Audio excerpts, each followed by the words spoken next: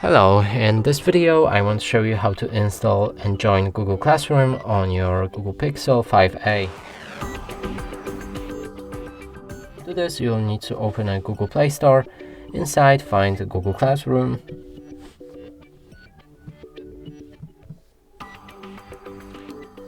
Now select it and download the app.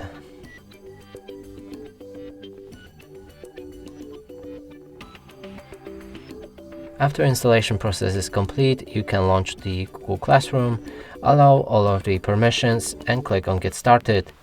Here you can choose the account you want to use for the app. I'm gonna go with this one. Click on OK.